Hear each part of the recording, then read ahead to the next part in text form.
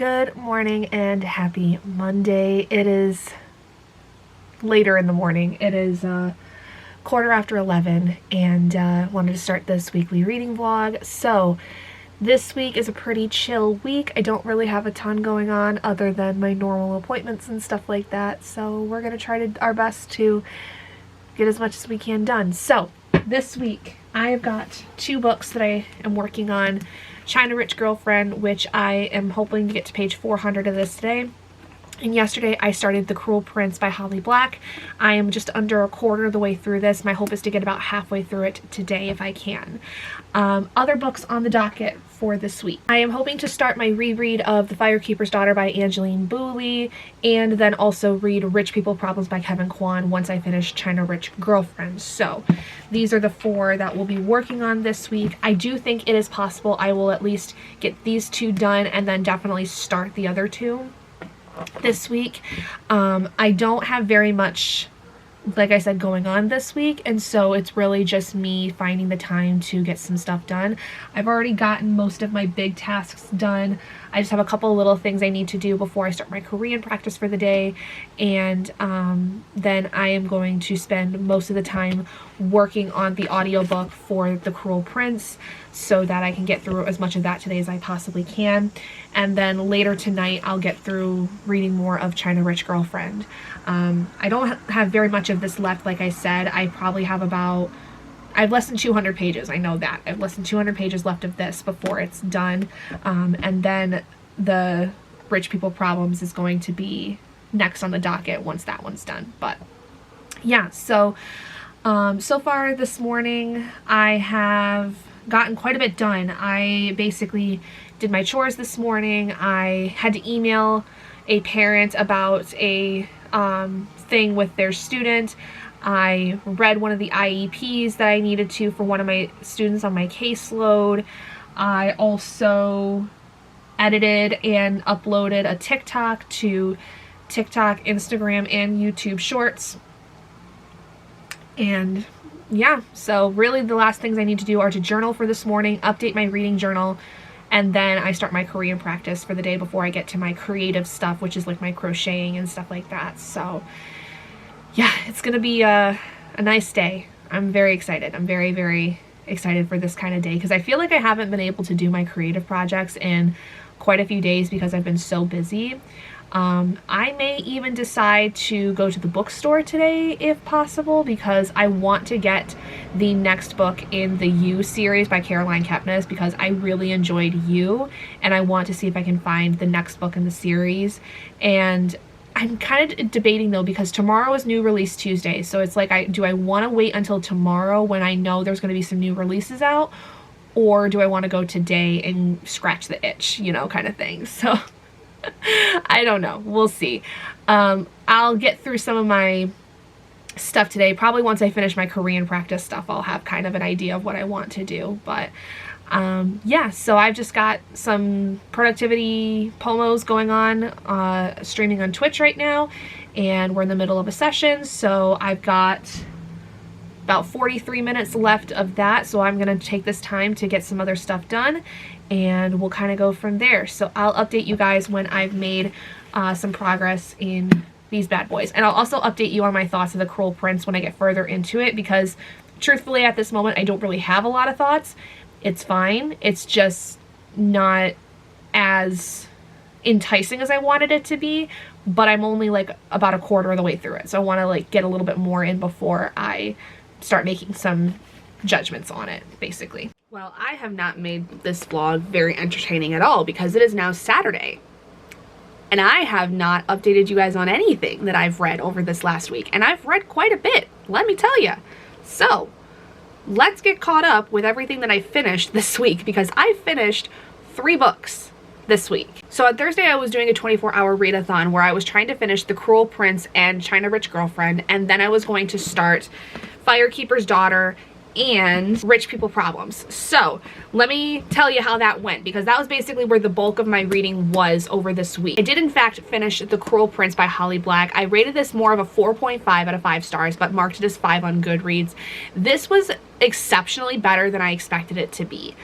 I went into this thinking that I wasn't going to like it very much because of the Boulley romance that I know that there is within this book between Cardan and Jude, but I found that I really liked Jude as a character. I found her to be very badassery, for lack of a better phrase, and I found her to be so strong and just amazing throughout this. And while I didn't still care for the romance that there was within this with Cardan, I really did like how the end of this set up things for the next book, and I'm very excited to see where this continues. So I will be continuing this series, and I'm going to try to get the next book in September, in my September TBR.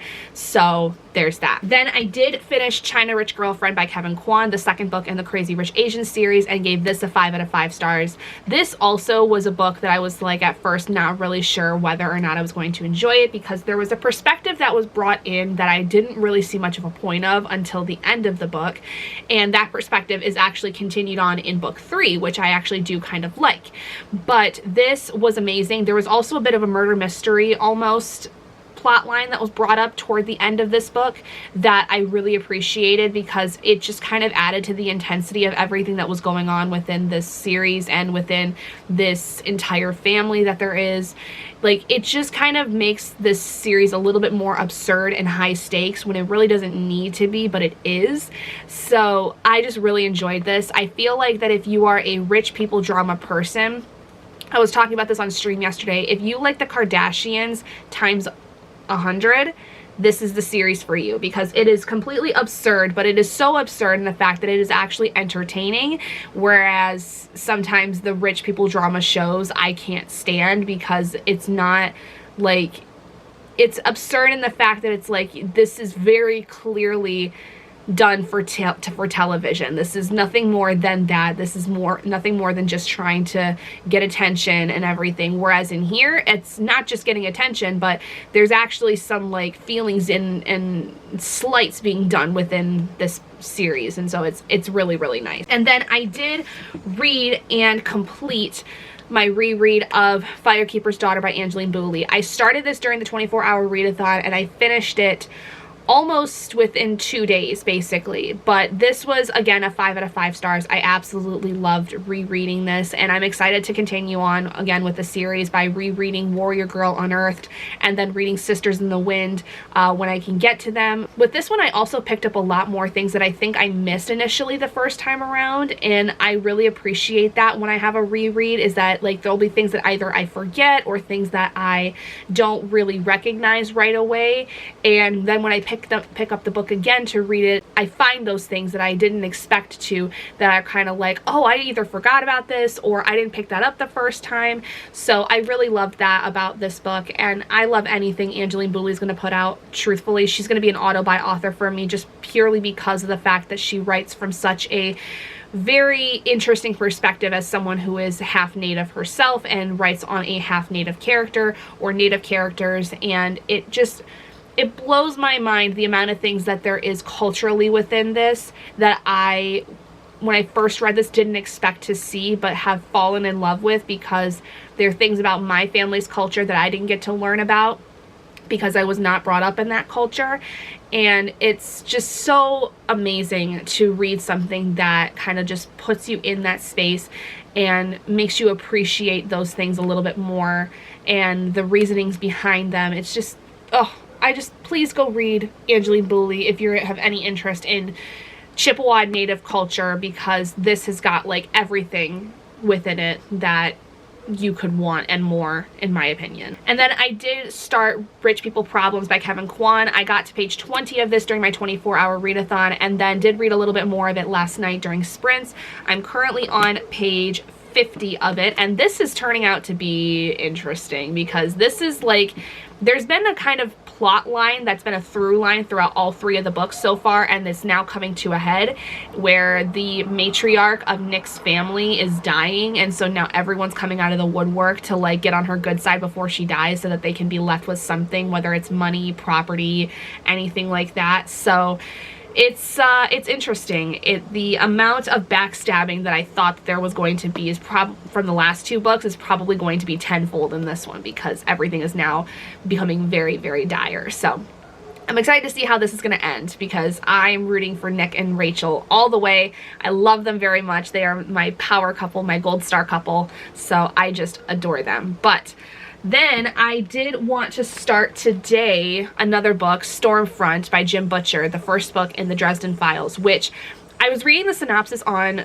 stream yesterday and I realized something about this. And that is that this series sounds like it's the X-Files but with magic as opposed to aliens and science fiction things. So I'm really interested in this. This was a book series that a friend of mine recommended to me a long time ago and was part of a Battle of the Bookish team that we did a handful of years ago for our literary detectives round that we did. And basically I didn't know anything going into this what it was, but we did have the book and the series kind of used as a prompt or a team and have like the book be as like prompts for the round. But I was always interested in at least trying it because this friend from high school that was a part of Battle of the Bookish had said that he really enjoyed it and he thought I would really enjoy it. And so then when reading the synopsis last night, it was kind of determined that it sounds like X-Files with magic, which I really like the X-Files. I enjoy it immensely. So this sounds like it's going to be right up my alley. And that our main guy is going to be like our Fox Mulder, but who's Scully? That's what I want to know. Who is our Scully? So anyway, really excited to start this later today. This is a fairly short one too, so I should probably be able to get through it pretty quickly. And the audiobook is narrated by Jim Marsters, who is the character Spike in Buffy and in Angels. So I'm excited about that too because I love his voice. So I am genuinely excited to start this one, so I am pretty happy. So that is where we're at. That is all the updates I have for so far this week, what I've been able to do. I've been able to finish 3 books, which is amazing. I am in the middle of another 2, and I should be able to finish maybe one of these, depending on how much I can get done. I may be able to finish one more book this week. I don't know for sure though. It will just depend on how things go over the course of today and tomorrow, but we will see. So for right now, I am just doing some Pomo sprints. My husband is out golfing with some coworkers this morning, so I have the house to myself, and so I can get a lot of stuff done. I've got most of my big stuff done. I just need to do a quick TikTok video here where I just am reading for an hour, which I'm going to be reading Rich People Problems during. And basically from there, it's just doing my Korean practice and my more creative activities. And so I think I can pop on an audiobook during my crocheting and stuff to get started with that, which is where I'll probably start Stormfront. I'll start the audiobook for that later today. It is currently about 10 to 11 in the morning, so I've still got quite a bit of the day left. So I think it's going to be a nice chill Saturday. I'm not planning on going anywhere or doing anything today because there's like nobody around. My parents are in North Carolina currently. My sister is house sitting for my parents while they're gone, so I don't have anybody coming to visit me today, which is fine. Not that I wanted to see them anyway, but it's gonna be a nice chill day. I'm pretty jazzed about it, and I'm slowly creeping up on going back to work here on next Thursday, and I'm looking forward to it, but I'm not, because that means that I don't have a break anymore and I don't get paid for not doing anything, so it's fine. It's fine. But we're going to go ahead and get started with the rest of the day, and I will talk to you guys a little bit later when I have a little bit more progress made on my books.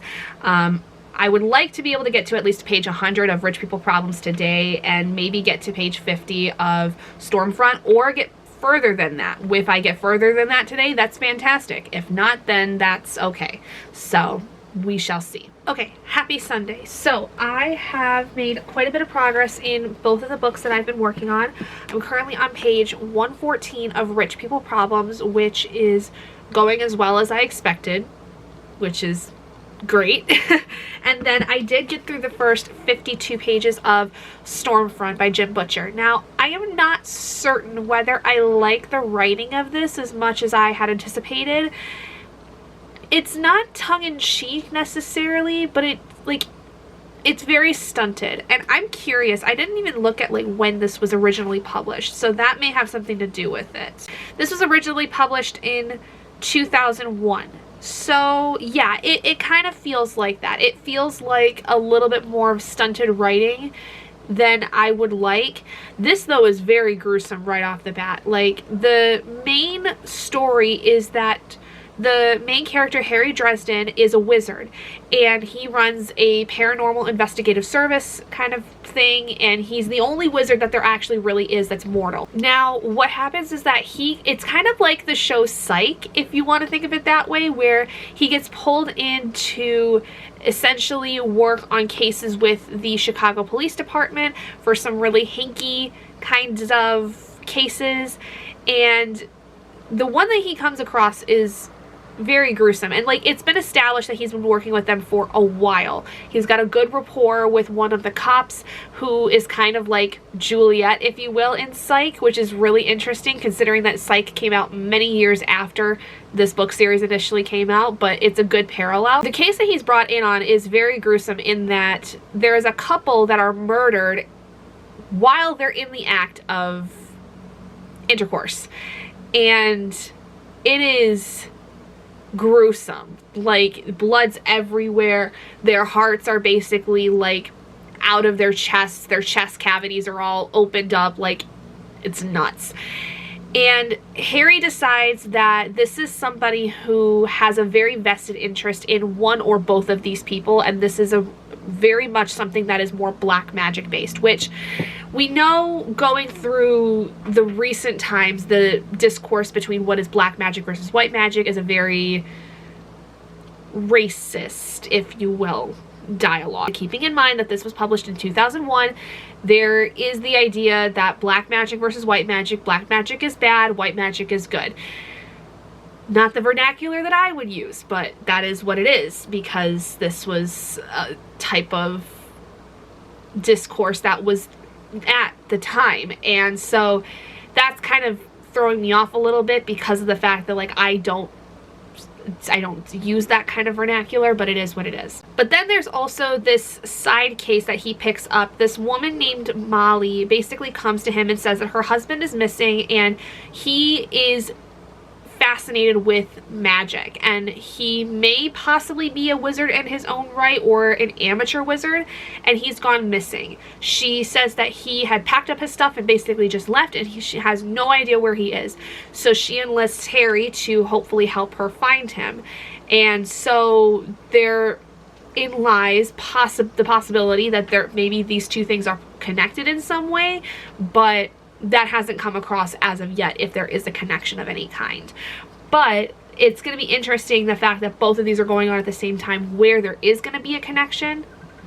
So we'll see how that goes. But I have to take a call real quick, so I will come back later. Okay, sorry, I had a phone call from my best friend. Had some stuff that we needed to talk through for something that is going to happen in a couple months, which you'll know when it's happening. But yeah, there's something happening in a couple months that I'm very excited for, that I don't want to disclose right now because it's too early to disclose any information about it. But anyway, so I did want to end this vlog here because I gotta edit the vlog, get it ready to go, all this stuff, and I'm not really doing much the rest of the day.